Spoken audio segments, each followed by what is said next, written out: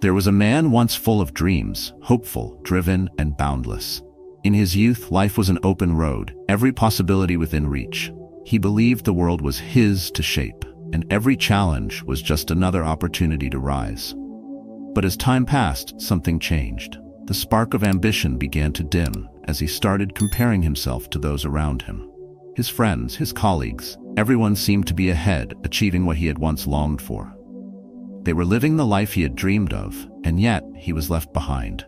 And that's when doubt crept in, quietly at first, like a whisper. But soon it grew louder, drowning out his confidence, his motivation, his drive. He asked himself, "Why am I still here? Why hasn't anything changed?" The weight of these questions became unbearable. He began to question everything, his abilities, his worth, his potential. Though ambition remained in his heart, he felt stuck in an invisible prison, built not by the world, but by the fear and self-doubt he allowed to take root inside him. This is where the real battle begins. It's not the world holding him back, it's himself. And in this video, we'll reveal the lessons that the Stoics have taught us for thousands of years. Lessons that will help you break free from self-doubt, rise above fear, and live with unwavering strength and peace of mind. Now, let's begin the journey to reclaim your true power. If you know someone struggling with self-doubt, share this with them. Help them find the strength to rise. 1. Your greatest enemy. Have you ever felt like something was holding you back, but couldn't quite put your finger on it? You've worked hard, you've dreamed big, yet somehow you feel stuck, like you're standing still while the world rushes forward.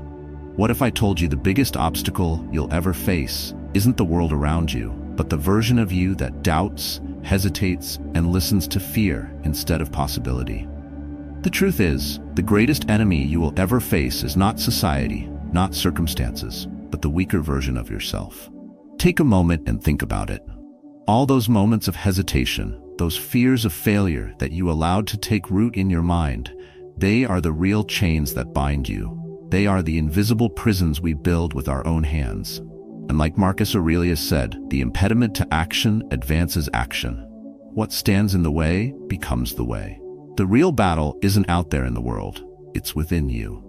Every time you doubt your abilities, every time you put things off because you're waiting for the perfect moment, you're feeding that weaker version of yourself. That version is what holds you back, keeps you stagnant, and prevents you from ever realizing your full potential. You may feel it when you compare yourself to others, your colleagues, your friends, those who seem to be getting ahead while you feel left behind. But understand this, the only person you should be competing with is the person you were yesterday. Steve Jobs once said, "Your work is going to fill a large part of your life, and the only way to be truly satisfied is to do what you believe is great work." Jobs didn't wait for perfect conditions. He didn't let the world's expectations or his own doubts keep him from creating something that changed the world. He faced his own fears and overcame them. And that's what you must do too. Think about your own life. How many times have you avoided taking action because of fear? How many times have you allowed yourself to wait for the right time, only to find that time slipping away? I've been there too, struggling with procrastination, telling myself that I'd start tomorrow, that today wasn't the right day to begin. And then, one day, I realized that the only real obstacle was my own fear, my own doubt. The Stoics have long taught us that our thoughts shape our reality. If you believe that you are limited by external factors, then you will remain stuck. But if you change your mindset, if you confront your doubts and fears head-on, you'll unlock your true potential. It's not the world holding you back. It's the fear and self-doubt you allow to control you. What happens when you let go of self-doubt and fear? You realize you're capable of so much more. As soon as you take control of your mind and overcome the mental barriers you've placed in your own way, you'll start achieving more than you ever thought possible. Here's the truth. The moment you decide to stop doubting yourself, the moment you choose action over hesitation, you'll see just how much you can accomplish. That is the first step toward freeing yourself from the invisible chains you've built. But to get there, you must first confront this enemy within. The version of yourself that holds you back isn't some external force. It's the fear, the procrastination, the reluctance to start. It's time to stop waiting for the perfect moment to act, because the perfect moment doesn't exist. The only thing you need to start is the decision to take action. So, let's challenge ourselves today. Identify that voice of self-doubt, that hesitation, and take a step forward, no matter how small. When you make that choice, you'll see that action is the antidote to fear. Each decision you make will bring you closer to the version of yourself that is already waiting to emerge. But remember, it's a journey. Each step, no matter how small, is progress. And the more you take action, the more that weaker version of yourself will begin to fade into the background. The only thing standing between you and your success is you. So, who will you choose to be? The person who listens to the doubts, or the one who acts despite them? Let's begin this journey together. What's the first action you'll take today to defeat that inner enemy? Share your thoughts and start a conversation in the comments. The battle is personal, but we fight it together. 2. Fear and limits. Elon Musk stood at the edge of failure. His dream of launching SpaceX was met with doubt, skepticism, and financial ruin. Rockets exploded, investors lost faith, the media called him delusional. The fear of failure was immense, yet he did not retreat. He did not allow fear to define him. Instead, he used it, turned it into fuel, into obsession, into the relentless pursuit of his vision. Then there's J.K. Rowling, rejected by 12 publishers, told she wasn't good enough, ridiculed for believing in her story. The fear of never making it, of never seeing her words reach the world, was real. But she didn't let it stop her. She used that fear. She turned rejection into resilience. And today, Harry Potter is one of the most successful book series of all time. Fear is a liar. It whispers to you, you're not ready, you're not good enough, you will fail. And too often, we listen. We let fear build walls around us, keeping us trapped inside our own potential. But here's the truth. Fear is not your enemy. Fear is energy. Fear is fuel. It can burn you down, or it can ignite the fire within you. The choice is yours. Think about the last time fear held you back. Maybe it was fear of speaking up, fear of taking a risk, fear of stepping into the unknown. What did it cost you? How many opportunities have slipped away because you hesitated? How many dreams have you abandoned because you let fear dictate your decisions? The Stoics knew this battle well. Seneca once said, "We suffer more in imagination than in reality." We create scenarios in our heads, worst-case outcomes, rejection, failure, long before they ever happen, and in doing so, we become prisoners of a future that doesn't even exist. But what if you flip the script? Instead of thinking, what if I fail? Ask yourself, what if I succeed beyond my wildest dreams? Instead of fearing rejection, fear stagnation. Instead of fearing failure, fear regret. Marcus Aurelius, one of history's greatest Stoic minds, understood this deeply. You have power over your mind, not outside events. Realize this, and you will find strength. This means fear itself is not the problem. Your response to fear is. Look at the most successful people in history. They all felt fear, every single one of them. But they made a decision. You either move forward despite fear, or you let it control you. Now here's the hard truth. Fear doesn't go away. It will always be there. The difference between those who succeed and those who don't is this. Winners move forward anyway. So how do you use fear instead of letting it use you? 1. Reframe it. Instead of seeing fear as a signal to stop, see it as proof that you're pushing boundaries. If you're scared, it means you're growing. The unknown isn't your enemy, it's your teacher. 2. Take immediate action. The longer you wait, the stronger your fear becomes. The moment you feel hesitation creeping in, act. Small, immediate steps destroy fear. 3. Expose yourself to discomfort daily. Want to build mental resilience? Want to master self-discipline? Put yourself in situations where confidence is required. Speak up. Try something new. Take on the challenge you've been avoiding. 4. Accept that failure is part of the process. The most successful people aren't fearless, they are willing to fail. They know that each failure is a stepping stone to mastery. Imagine this. You're standing at the edge of a decision that could change your life. On one side is safety, comfort, familiarity. On the other side, uncertainty, risk, fear, but also growth, success, freedom. Which side will you choose? Because at the end of your life, you won't remember the moments you played it safe. You won't feel proud of the times you let fear hold you back. You will only regret the chances you didn't take, the voice you didn't use, the action you never made. So I'll ask you again, will you let fear control you, or will you use it as fuel to rise? 3. The weight of the past. Holding on to anger is like drinking poison and expecting the other person to die. The past can be a weight heavier than any burden you carry. It clings to you, whispering doubts, regrets, and failures, making sure you never forget. The broken relationships, the missed opportunities, the mistakes that haunt you when the world is quiet. If you let it, the past will wrap itself around you like chains, trapping you in a life you no longer want but feel powerless to change. I know this feeling. I've carried the weight of my own regrets, choices I should have made, words I should have spoken, actions I wish I had taken. For years, I let those ghosts shape me, convincing myself that my past was a life sentence and that I could never be more than the sum of my mistakes. But that was a lie. The past is only as powerful as the meaning you give it. It is not a prison. It is a lesson. Thomas Edison understood this. He failed over 10,000 times before he finally succeeded in inventing the light bulb. But when asked about his failures, he didn't see them as losses. He said, "I have not failed.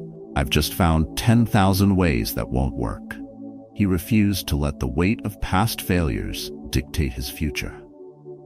That is the difference between those who rise and those who remain stuck. Those who break free understand that the past is meant to be learned from, not lived in. How much of your time is spent looking backward, reliving old conversations, regretting things you can't change, holding on to moments that no longer exist? But here's what Stoicism teaches us. What's done is done. Marcus Aurelius once wrote, "You have power over your mind, not outside events. Realize this, and you will find strength." The past is not within your control. It never was. Yet we convince ourselves that if we replay it enough, we can change it. But all we do is rob ourselves of the present. We drain our energy, our focus, our ability to move forward, all for the sake of something that can never be rewritten. Think of your past as a backpack filled with stones. Each stone represents a regret, a failure, a painful memory. And every day you wake up and carry that weight. You feel it in your hesitation, your doubts, your fears of repeating old mistakes. But ask yourself this, why are you still carrying it? What purpose does it serve? If something is weighing you down and stopping you from moving forward, why do you continue to hold on to it? Letting go is not forgetting. It's not pretending the past didn't happen. It's choosing to no longer let it define you. It's choosing to stop reliving the pain, stop feeding the regret, and instead redirect your energy toward what lies ahead. Every moment you spend dwelling on yesterday is a moment stolen from tomorrow. You can't move forward if you're always looking back. The way forward is simple, but not easy. Reframe your failures. Stop seeing them as proof of your inadequacy and start seeing them as lessons. Everything that has happened to you has prepared you for what's next. The mistakes, the losses, the heartbreaks, they were never meant to break you. They were meant to build you. The only real failure is refusing to learn from them. Write down what you've been carrying. Look at it, acknowledge it, and then ask yourself, does holding on to this serve me? If not, let it go. Release it. And then take one small step forward. Because action is the only thing that has the power to break the cycle. You are not your worst mistake. You are not your biggest failure. You are not the person who gave up. You are the person who is still here, still fighting, still choosing to move forward. The past is not your identity unless you allow it to be. Who you were yesterday is gone. Who you choose to be today is all that matters. At the end of your life, you won't regret the failures. You won't regret the risks you took, the times you tried and fell short. But you will regret the moments you let slip away because you were too afraid to let go. So ask yourself, what is one thing from your past that you are ready to release today? Say it out loud. Write it down. Leave it behind. Because your past is over. Your future starts now. 4. No one is coming to save you. What are you waiting for? A miracle? A lucky break? Someone to step in and pull you out of the mess, the struggle, the uncertainty? Here's the truth. No one is coming.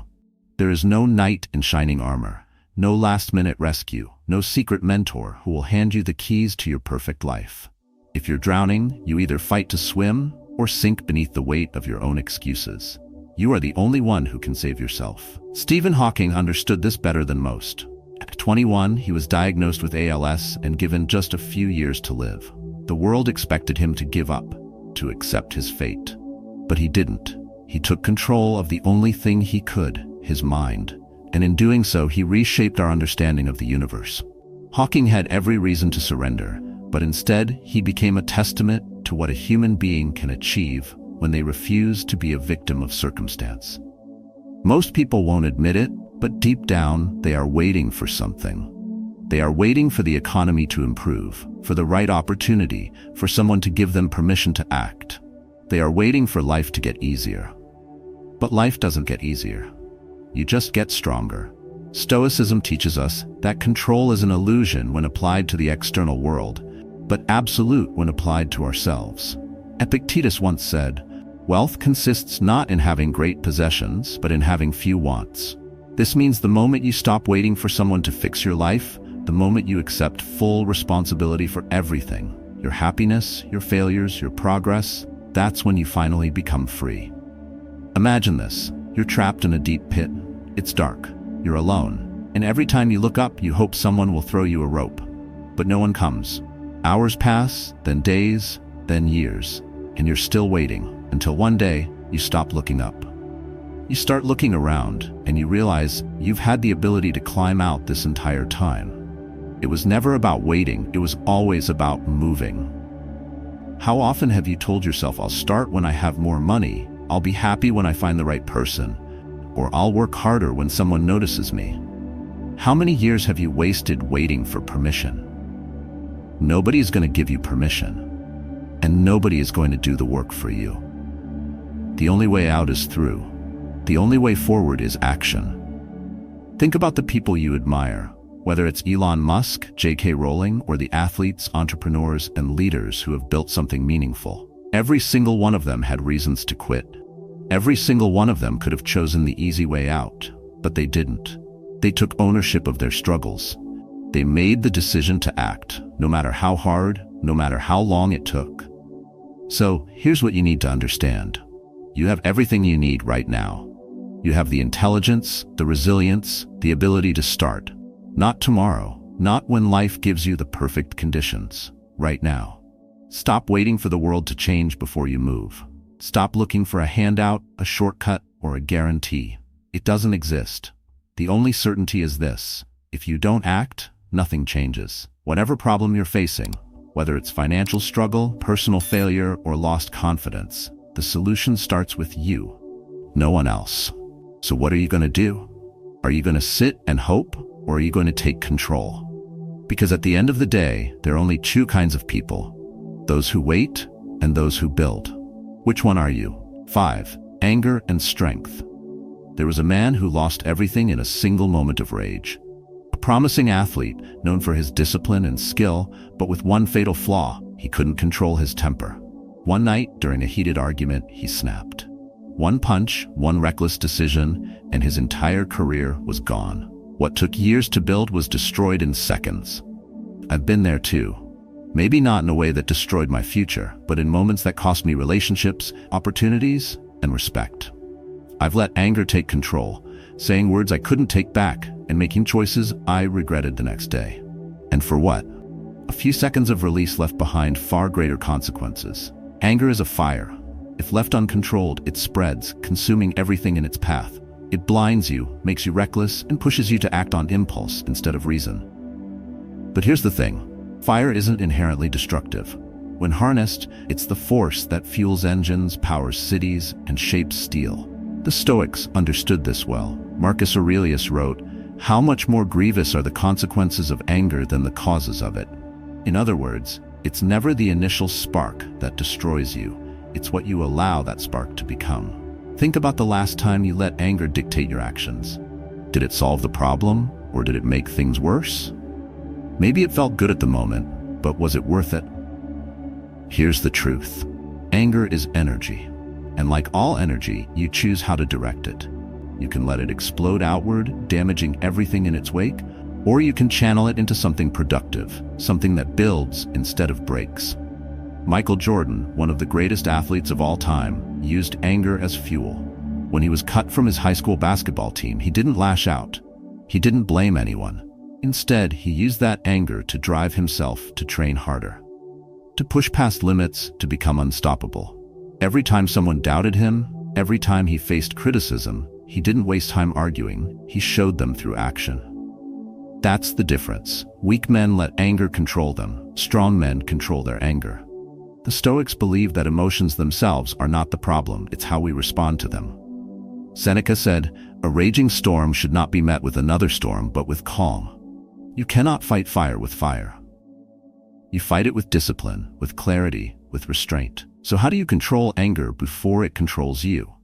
First, pause. The moment you feel it rising, stop. Don't react. Take a deep breath. Count to 5. Give yourself space before you make a decision you'll regret. Second, reframe it. Ask yourself, what is this anger trying to tell me? Often, beneath the rage is frustration, disappointment, or fear.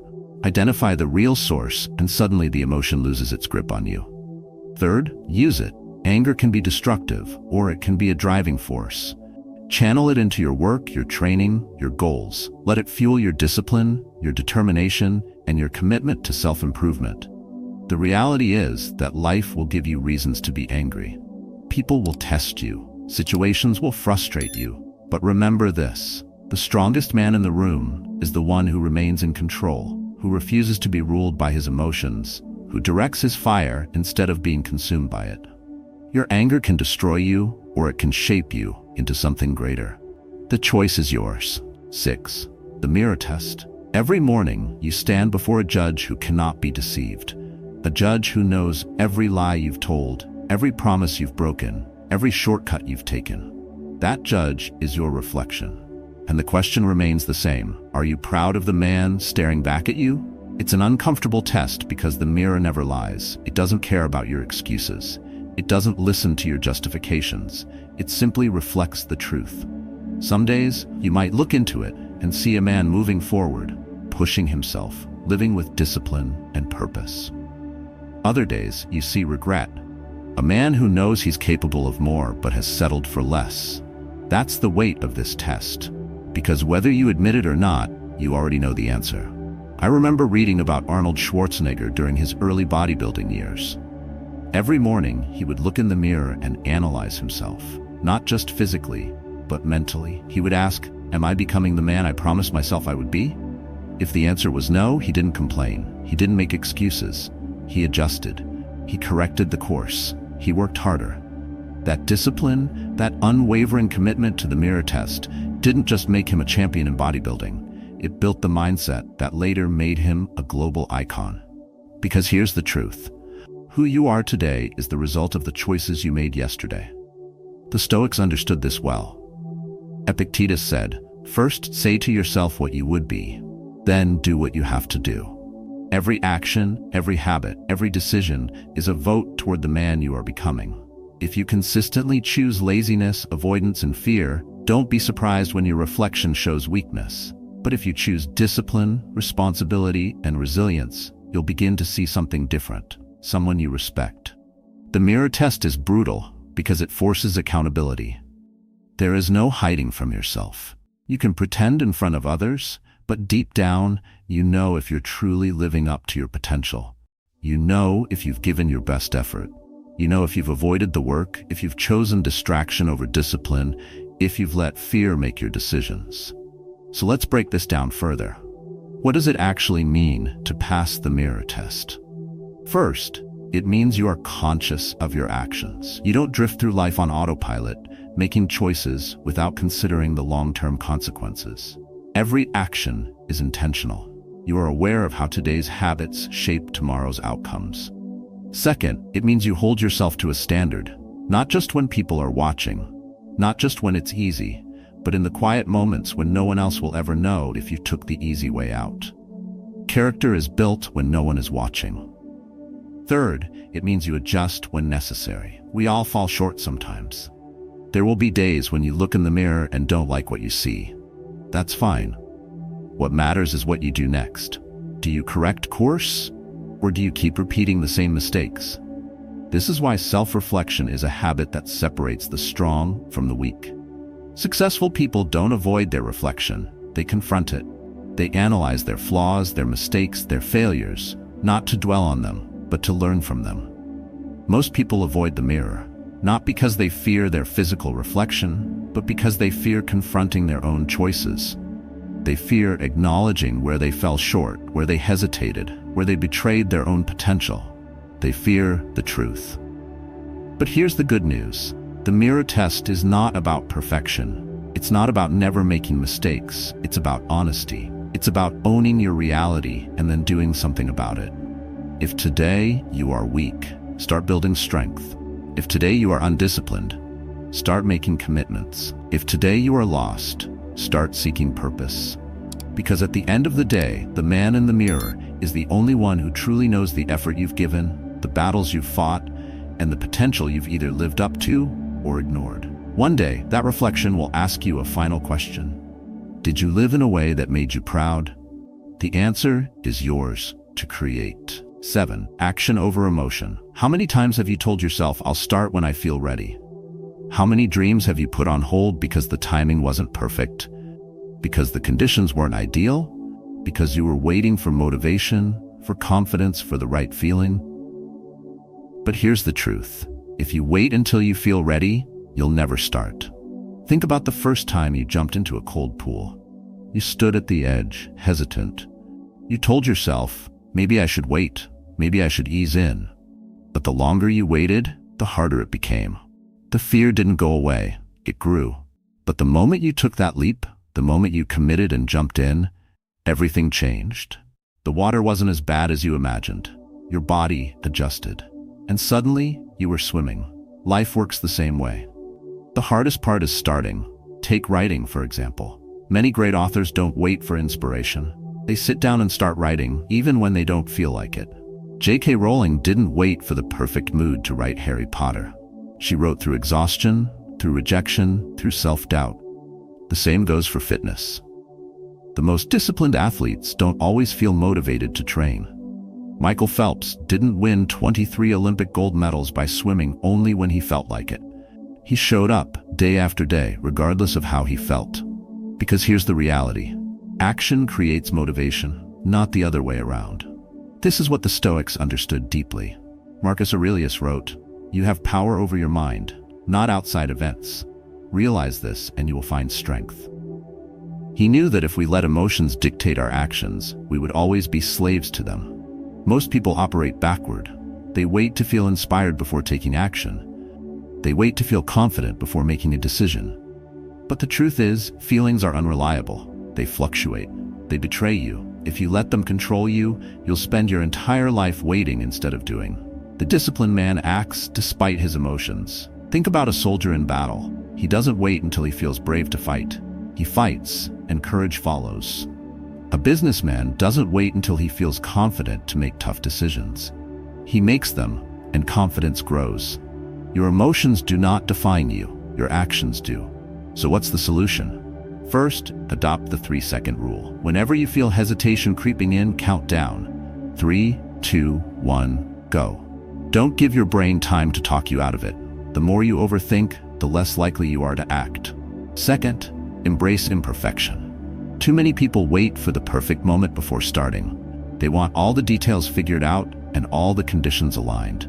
But perfection is an illusion. Jeff Bezos started Amazon in his garage. Elon Musk launched SpaceX knowing the odds were against him. They didn't wait for perfect conditions. They made progress despite uncertainty. Third, focus on momentum. The first step is always the hardest, but once you take it, the next step becomes easier. The more you act, the more motivation follows. The more momentum you build, the more unstoppable you become. This is what separates those who succeed from those who don't. The ones who take action, even when they don't feel like it, are the ones who achieve greatness. Because at the end of the day, there are two kinds of people, those who wait and those who move. Which one will you be? 8. You versus your ultimate self. Every morning when you wake up, you are faced with a choice.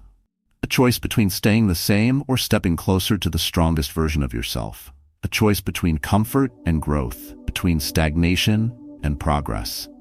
But here's the truth. Your greatest opponent is not out there. It's not society, not your circumstances, not the obstacles in your path. It's the weaker version of yourself. The version that seeks excuses, that welcomes distractions, that chooses laziness over discipline. And every single day, whether you realize it or not, you are in a battle against that version of you. You know who you could be. The version of you that is disciplined, resilient, fearless. The version that doesn't wait for motivation but takes action anyway. The version that is not ruled by emotions but driven by principles. The version that is fully in control. The question is, are you becoming that man? This is not about perfection. It's not about comparing yourself to others. It's about one thing: progress. Are you better than you were yesterday? Are you stronger, more disciplined, more focused? Or have you allowed yourself to drift, to repeat the same patterns, to let another day slip by without purpose? The Stoics understood this battle. Marcus Aurelius wrote, "Waste no more time arguing what a good man should be. Be one." In other words, stop thinking about what you could become. Stop planning, waiting, hesitating. Start being. Every moment is a decision. The food you eat, the words you speak, the thoughts you entertain, all of it is shaping who you become. If you give in to weakness today, it becomes easier to give in tomorrow. If you choose discipline today, it becomes easier to choose it again. This is why self-evaluation is essential. At the end of each day, ask yourself, did I move closer to the man I want to be, or did I step further away? The answer will tell you everything. The road to becoming your strongest self is not easy. It demands sacrifice. It requires discomfort. There will be days when it feels like progress is invisible, when the effort seems wasted. But that's when most people give up. That's when the weaker version of you wins. Keep moving forward, even when it's difficult, even when progress feels slow. The strongest version of you is not built in a day, but in the small, consistent choices you make. You already know what you need to do. The question is, will you do it? Life is not a single moment of triumph. It is a series of battles, some won, some lost, and the greatest battle is always within. Every day you face two choices: stay the same or rise to something greater. Remain comfortable or push forward despite the discomfort. Listen to doubt or act with certainty. You versus you. This journey is not about perfection. It is about progress, about mastering yourself, not just once, but every single day. Marcus Aurelius said, "You have power over your mind, not outside events." Realize this, and you will find strength. That is the essence of self-mastery, the understanding that nothing external has more control over your life than your own choices. Strength is not just physical. It is the ability to act with discipline when no one is watching. It is the courage to keep going when the easy option is to stop. It is knowing that the life you desire is built, not wished for. So ask yourself, what version of me will wake up tomorrow? Will I continue as I am, or will I take the first step toward becoming the man I was meant to be? Reflect, apply, and share your story below. Your battle is yours alone, but you are not alone in fighting it.